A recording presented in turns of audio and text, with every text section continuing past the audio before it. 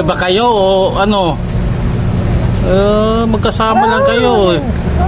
Alis ka na. Magkasama lang kayo dito. Nag-aaway kayo. Ay. Doon na, labas na.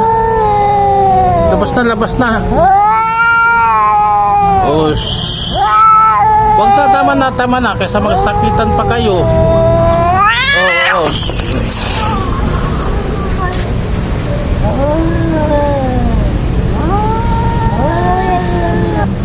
Ano ba pinag-awayan nyo? Babae ito? Ito ang pinag-awayan nyo? Yun pala eh. Ikaw pala ang pinag-awayan nila eh.